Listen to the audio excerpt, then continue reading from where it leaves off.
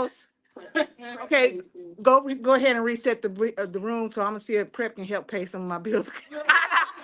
No, go ahead and reset the room if you could, and because I just went on, just let them know you're here with Ashley Cobb. Okay. Okay. All right, so y'all, we are live at the Doc Bookshop in Fort Worth, Texas, with the wonderful, global, award-winning author, sex educator extraordinaire, my homegirl and colleague, Ashley Cobb. You're doing a lot. Hi. I didn't tell your whole name. You did tell my whole name. Almost. I was close. You was close. Because people, it's funny because people don't know that we're friends in real life because we do very similar work. Like you can't be, you know what I'm saying? Right. And child, this girl got a room at her house, so I got somewhere to go when I'm in Atlanta. Correct. And guess who how she at today when she's in Dallas? So yeah, like it's a thing. And I love like being able to work with people and build friendships with people because community is a thing. And so when we're talking about pleasure, the conversations that you have with your homegirls, the group chats, some of our group chats, when I'm diamonds, one of the things I got a homegirl that's got to clear my phone out. Yes, that's nobody's business. But when you're having conversations with pleasure with your friends, now we have like a little reference material, like because they actually said libido is So I want to ask you, what are some of the ways you feel like this book is going to show up, just like in the culture? So the book is written from the standpoint of someone who grew up in the South, grew up in church, and unlearning all of those things we were taught about sex, right? What it was and what it wasn't.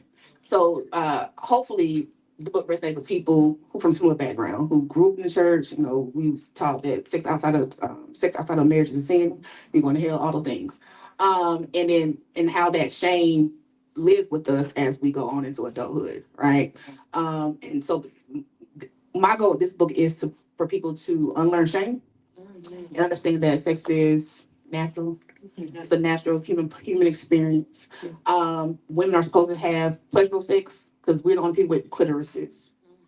So the clitoris is the only organ in your body that's made for pleasure. C is for clit. The C is for clit, right? Sound like you look to your shirt. It's the clit for me. It's the clit for me. Shout out to the intimacy firm. Brittany. Yeah, so like the clitoris is the only organ in the body made for pleasure. The male sexual organ has dual function. It pees and other things. The clitoris is just for that, right? So like there's no way in hell that we're not supposed to have pleasurable sex if we have the only people with organs for it. Right. And so this book is for people to kind of unlearn that and to learn different things that they may not have known. Like it's a section there just about orgasms, section there about what the clitoris does, how it works. I'm on Elemento, give me a second, keep talking. Yeah, like for people don't know, the clitoris is this whole like wishbone or type of organ.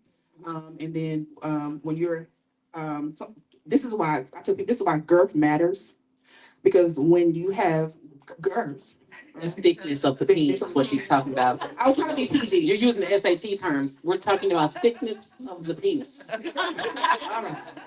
When the penis is nice and thick and wide. Yeah. All right. Love a good husky. So like when it hits like the walls, right, and that feels good, that is actually the internal clitoris that you're stimulating. So like all things like that, people don't know. Yeah, I love that. And I was, I'm all for the science and the whole shit. That's the name of the book I'm working on. So we're just putting that out there, science and whole shit. But I love, I'm a fan of that shit. My glasses are not for decoration. I'm a nerd in real life. And the orgasm chapter. Have y'all read the orgasm? Who's read the book? You know what? I'm not even gonna ask. If you have the book, turn in your books. Turn to a page. We in church. Church baby say, babe, I'm playing. Okay, I'm gonna tell you out. I need y'all to turn to page 127, the chapter 15 in your books. O is for orgasm. Now, we are in Texas, which is the buckle of the Bible Belt, and people say, there's a lot of theology, latent Christianity, like you said, raised in the South and things like that, the training that comes with that. And so I know a lot of people, when they frame even self-pleasure, May is masturbation month. So even when people, church folks specifically talk about like self-pleasure and masturbation, that's just as sinful because of the orgasm. But let me tell you something, the Kama Sutra is a holy text. It's rooted on the thought process that orgasm is as close as you can get to dying without as close as you can get to God without dying. So it's rooted on the fact that orgasm is as close as you can get to God without dying. So if you're there, how is that? How can that be sinful? Which is it? Right. And the Kama Sutra is older than the Bible. FYI, just putting that out there. So the Kama Sutra is a book of praise, of where two or more are gathered. We can make a joyful noise. It said he did the next. That's what it said. Won't he do? But in the introduction of the book, I talk about how I used to be a part of this purity group in my 20s. It was called Piggy Promise. I don't know if I remember Piggy Promise. Yeah, I used to be. I actually used to be the group leader for Piggy Promise in Fayetteville, where I was from. So very interesting time. But so the group it was part of that whole like the whole Joshua Harris movement, Kiss Dating Goodbye. Y'all remember that? It's dating goodbye. It was a whole thing, girl. I'm so glad I'm a heathen. It was a whole thing back in like 2000. I was grown. 6, 7, 8, 9. Somewhere around that. I was grown too. But it was this whole purity movement with the Pinky Promise and Joshua Harris and all the things. So I was a part of that. So I went from telling people, oh, you should save yourself for marriage to now, bust it wide open. My daddy says it's not premarital sex unless you plan on getting married. Follow for more life advice. Right. Follow for more life advice. My dad was a dope human being. But I like that, like the pivot from, right? And again, the expression of joy, the expression of pleasure, and just centering it in the sexual pleasure space. This is this A to Z conversation. Mhm. I feel like it's something that you can go through with your homegirls. Like we said, you can do book club, and if you got ADHD, you can we just reading D through F. Yeah. Just the book club, and then you just do that. You know what I'm saying? Like I feel like it's accessible. I love the way it's written. She said girth, and I know that's not really a SAT word, but you don't know, people's learning capacity. Sure. Some children were left behind. People who size We'll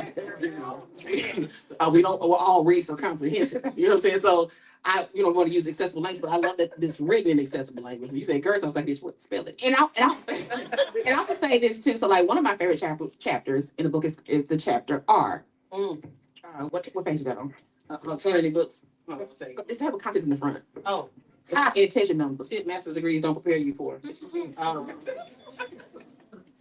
R is 153, page 153.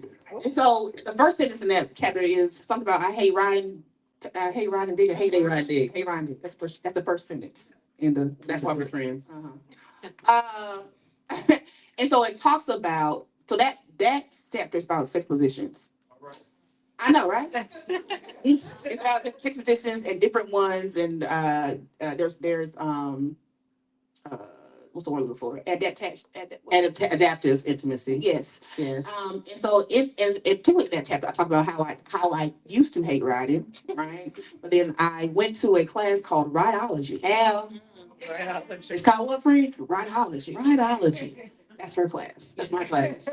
And so in that class, it teaches you how to ride if you don't have mega needs. Because I don't have mega needs. It's been a long time since I had mega needs. I left my good knees in the 99 and 2000. I just 40. Right. I don't have mega needs no more. No. And so the one thing so talk about your class right quick. Tell me this. So I teach a dick riding class. It's called Rideology. It's exactly what it sounds like. It's about confidence, control, and stamina. Because you get on top, you got two good circles, then your knees start popping. Your chick engine light come on. You know what I'm saying? You don't try to act like you sleep when it's your turn to get out time.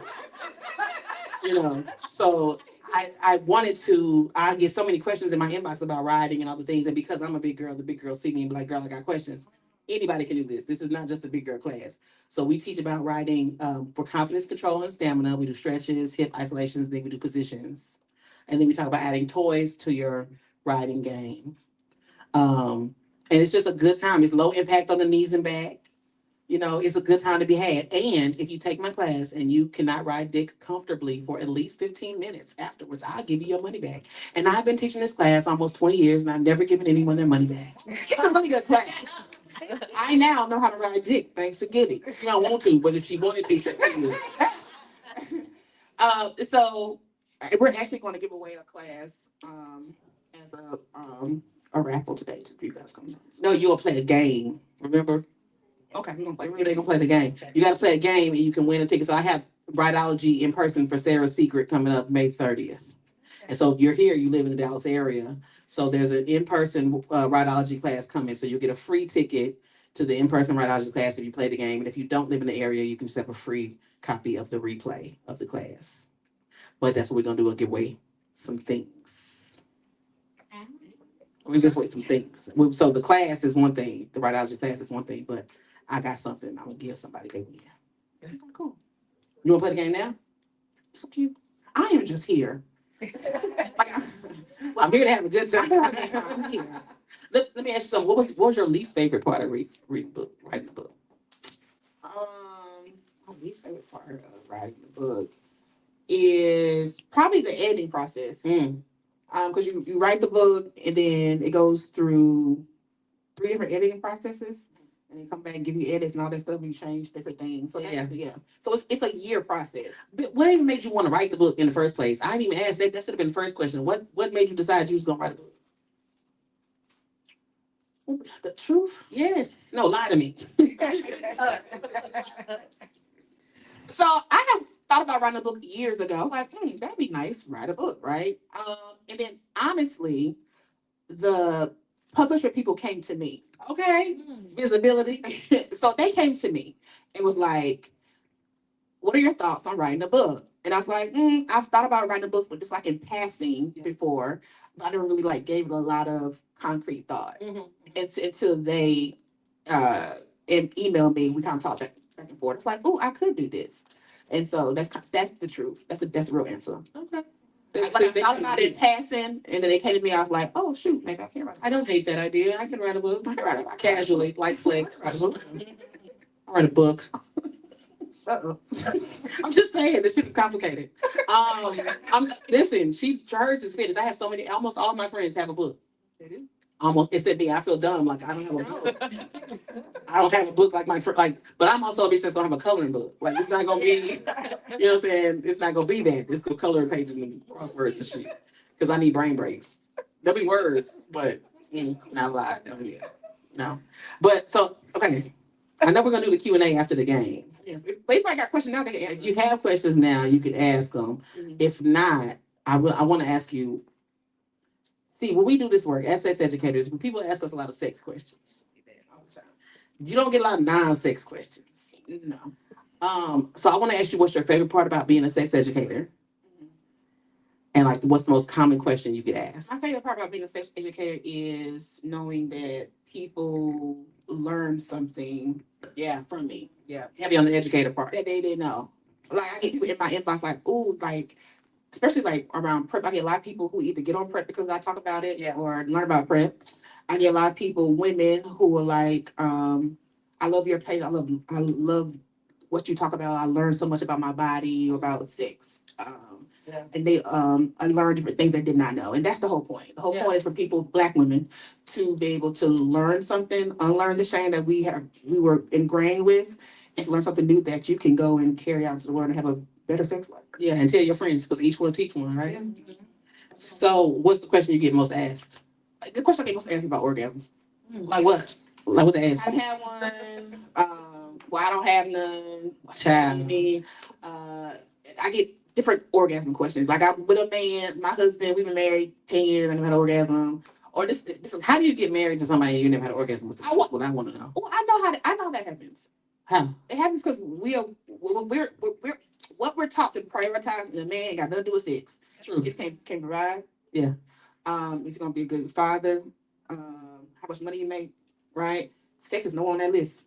And so by the time you go through the checklist of everything people told you what a man's supposed to have, that's at the bottom. And then now we have sex, and now it's like, now we're married now. I mean, he was always divorced, but I mean, and I guess I see how that could happen. yeah, we're not taught to prioritize it. True. And I think we're even the conversations that we have around pleasure look like how to please your partner. Yes. right? It's not about what our pleasure looks like because our orgasm is not necessary for reproduction. No. So they don't care about And it. so then when I ask people all the time, like when people say I've never had an orgasm and I've been married, I have kids, and I ask them, or they'll say I don't like the sex I have with my partner. Mhm. I ask them, is this new? Right? And most times just no. This was the same sex y'all was getting before. It's just now we married, gotta do it all the time. And so Right, you can't say no, you can't be unavailable. now you got Can. and no one's excited for bad sex. That's why, like I tell my male friends, like, oh, they get married and the sex dry up. Oh, we don't have sex as often. Because we don't have to fuck you now. Yeah, and We don't have to anymore. and no one wants to have. No one looks forward to Bad sex. I'm not excited about that. And I think because we're not talking about what bad sex can look like, we're not talking about, and I think for men, they have performance anxiety. Like they are rooted in their performance, their prowess, the sizes of their penises and things like that.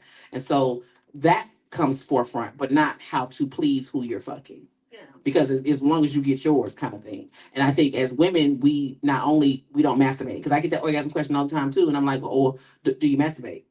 Oh no, because I got a man. What I need to masturbate for, bitch? If you don't know, if you don't know your pleasure, how you gonna teach somebody else? You can't tell them. Right there. And if you can't communicate, because what'll happen is you don't center your pleasure, and then the first person that come along that give you an orgasm, you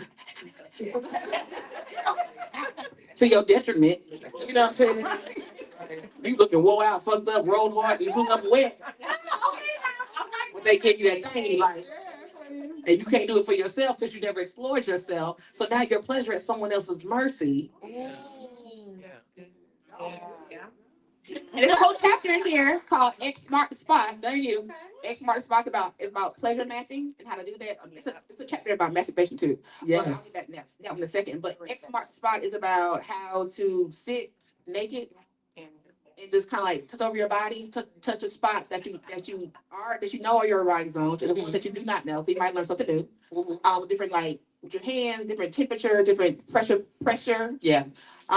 Things that just kind of learn what feels good on your body. Pay attention to that. So you can like play music like candles, whatever. Mhm. And kind of do that. So that's what X Mark the Spot is.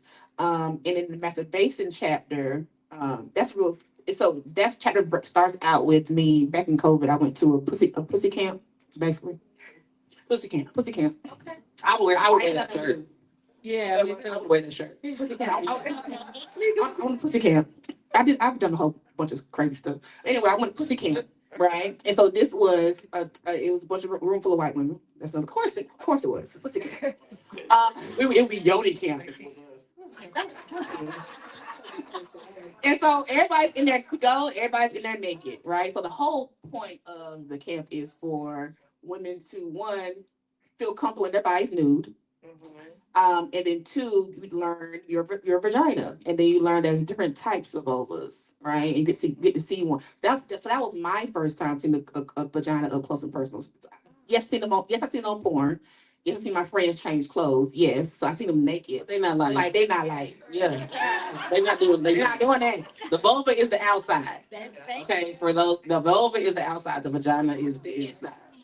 So yeah, so then everybody was in circles and everybody legs wide open, and you get to like. It was very interesting. I learned a lot. Very interesting. I do shit like that all the time. But it was very interesting, and from that camp, that's where I learned there were different types of vulva styles. You didn't know that before pussy camp? I didn't. See, sex education, continuing education. This motherfucker. No, I learned in You can 2020. write that off now because that was continuing education. I learned in 2020. It was different, all the different types of vaginas, and they had pictures that go with all different types, like real pictures, not the ones in the book, like the drawings. Not the drawings. No, I love good drawings. Yeah, it was Illustration. real pictures. But Yeah, I wonder if they paid more for that. We could. No, I was thinking out loud. I'm always thinking of Intrusive thoughts. streams of income, if you will. And if there is a need for a picture of a vulva, I'm sure there's not a lot of black ones. there's not. So I'm saying, I wonder Yeah. how much they're paying for it. There's not, because there's not a lot of pictures of both. So in that class, because she wanted, because it was me and somebody else that you know who went. I'll say later. Second car. So we were the only black girls who were there at the time. At that time, she wanted us to like recruit more Black people so she could get more photos of Black vulvas. She should volunteer and okay, yeah, because I was pay me. My coochie. Listen, many have at this point. A lot of people have seen it for free. Listen, I'm not, but they didn't take pictures. I took the picture I'm saying I might have. and I Just passed send it it. out. Oh, I gotta send my cash out first. This back when I'm pimping, I'm married now. I don't have all my rings or nothing, but I'm married. I'm single. I'm tired. I do single girl shit. You do. I love it for you. I love it for us. I do single girl shit. I love it for us. Okay, what you do today?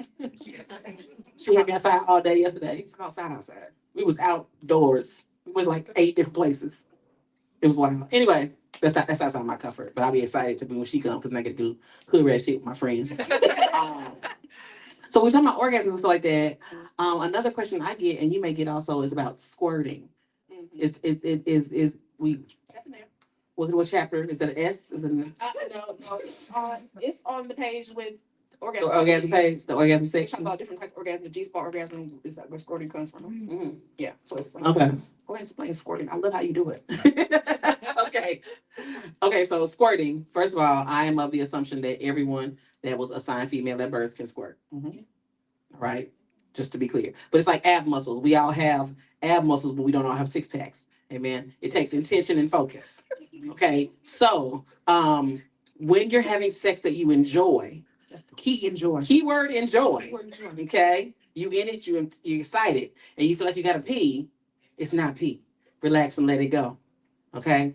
Just relax. Now you like, oh wait, I gotta pee. And you try to go pee and you can't. Because you just gave your orgasm away.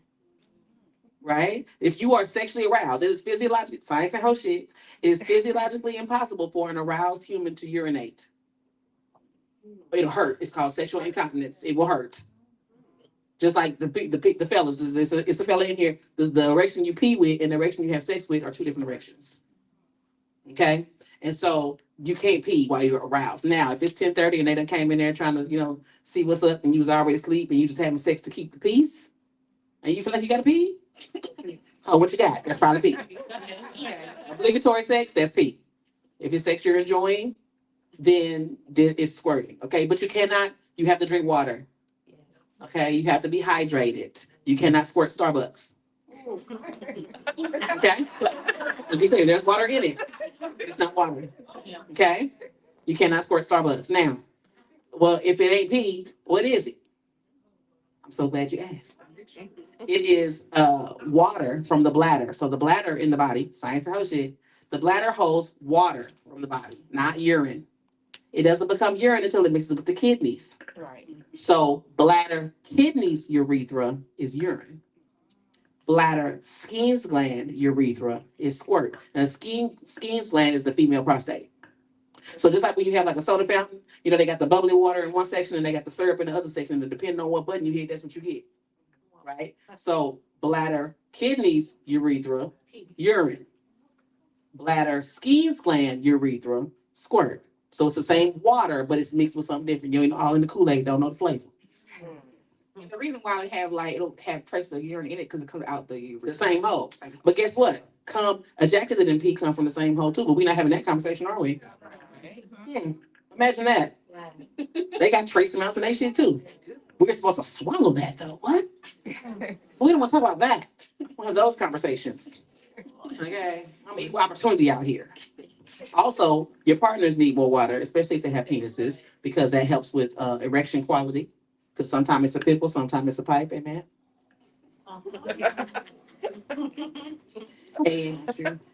And ejaculate should be the texture of spit, not snot.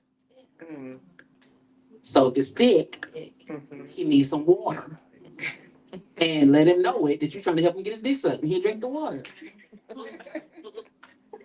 It's community service. And if you don't let them know, how is it supposed to know? Raise them up in the way that they should go. In a whole heathen, but I know it's my Bible. Okay, I know it's my Bible. I know it though.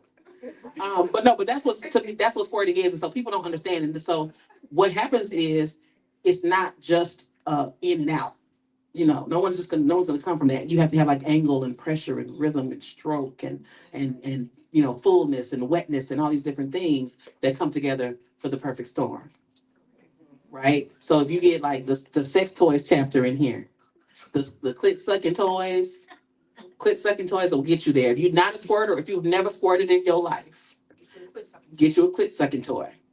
Use some lubricant on it. I don't give a fuck if you miss Aquafina Whoppity Wop 2026. Okay. Your natural moisture is designed to evaporate. That shit gonna dry up.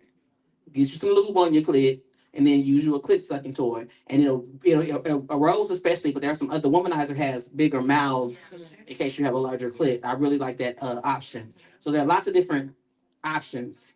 She sells sex toys on her. You have a sex toy link on your site. Oh well, then shit. Go to shopaskgoody.com. I sell sex toys. Go to shopaskgoody.com. Get your test. But clit sucking toys make great nipple sucking toys, and everybody has nipples. Everybody. And if you're fucking a man, they have nipples too. Now they're not gonna ask you for nipple play, but they're not gonna stop you. Yes. All right. I love it when they ask.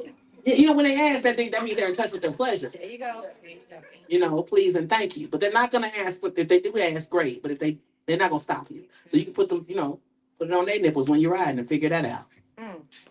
You look, if you're in the streets and you're not the only one, at least you'll be the favorite. Oh. And then you get this book here, if you don't already have it. You get this book here that'd be the favorite sex educator's favorite sex educator, your favorite's favorite. Right? I feel like, so we be talking, like, we have random ass wild ass conversations on a regular basis. And I feel we should just like let the phone run while those happen. Because we're gonna play the game. And so we're gonna play the game, and I need 4 volunteers. And for the game, you're gonna put a crayon in your mouth and you're gonna draw a penis. Oh. And the audience is gonna vote on who drew the best penis. And the winner gets the biology class. The winner gets to come to Rhydology in person, or they get a replay online if you don't live in the DFW area. I don't know. Okay. Volunteers. I need 4 volunteers. 1, 2, 3. I need one more. 4. All right, come on. I'm taking to the area for the volunteers. I was thinking too long.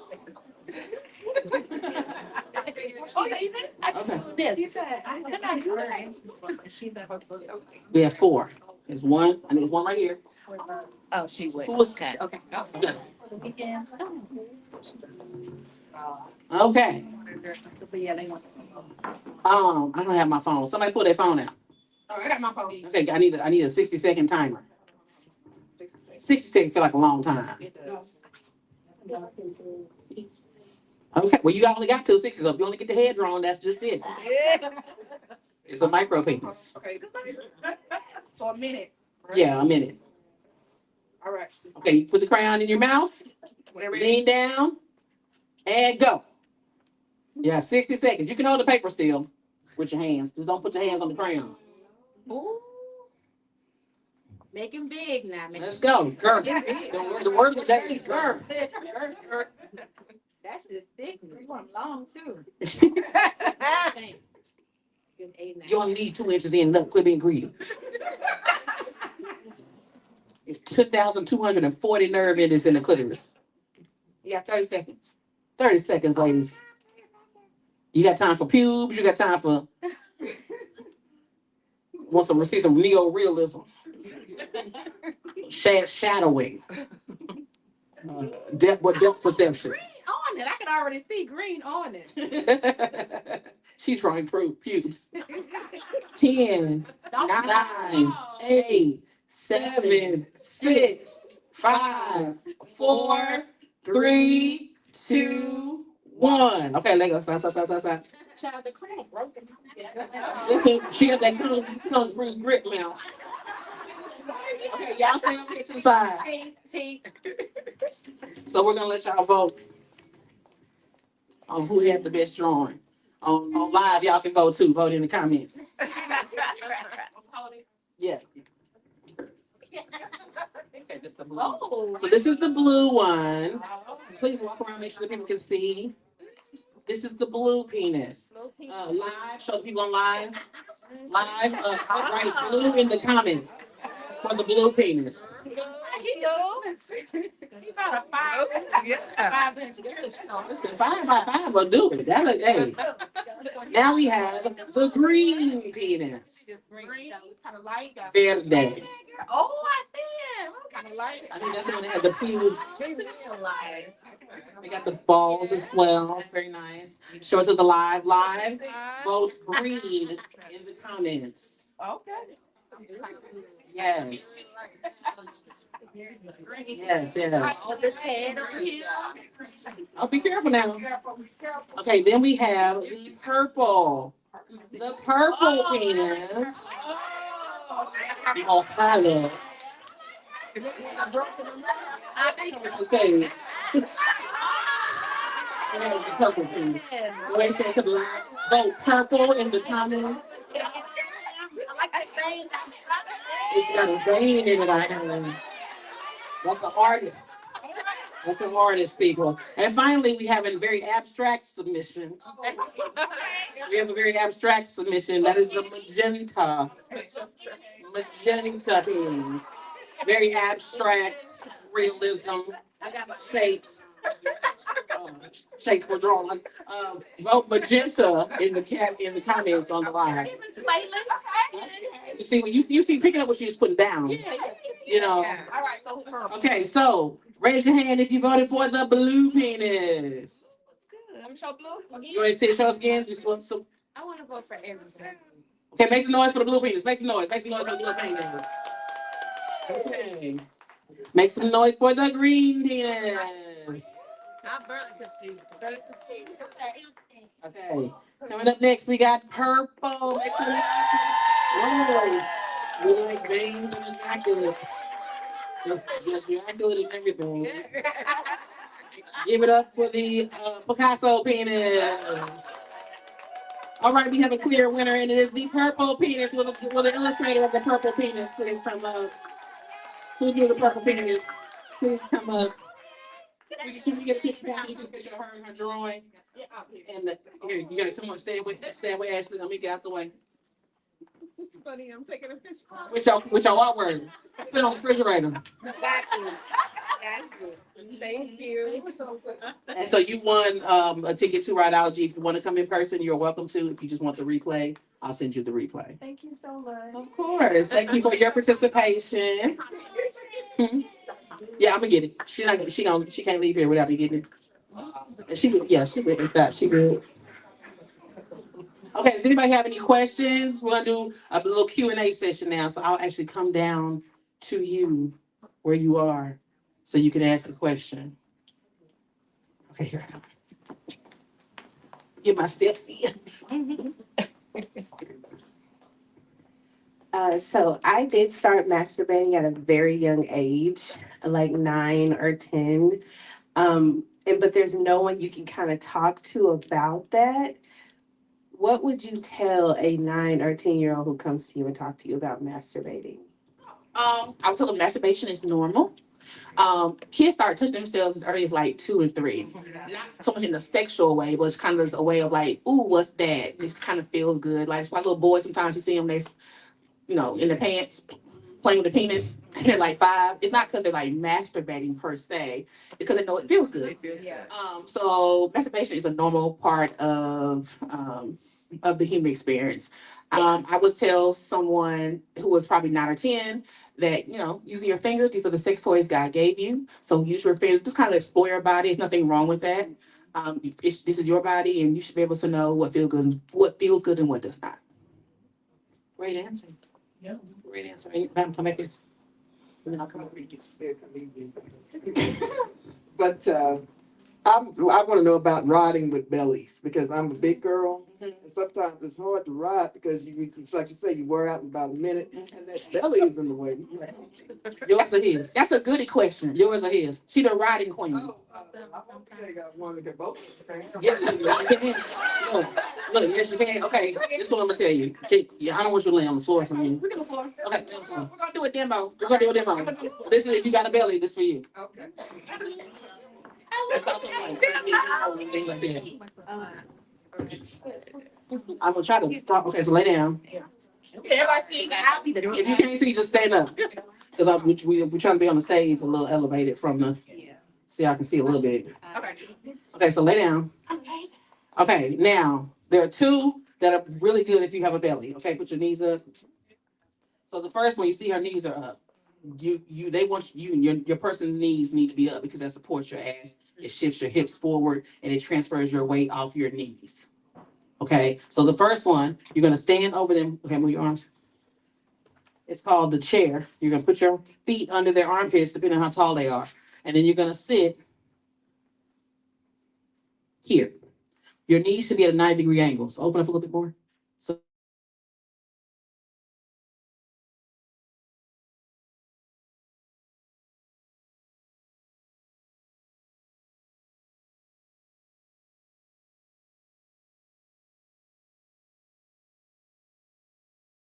is she fine? I'm fine. Talk to the people. I'm fine. I'm alive. I'm good. So I'm a good 270. You know what I'm saying? And she's not. And she's fine. Okay, so but you see my belly that I do have.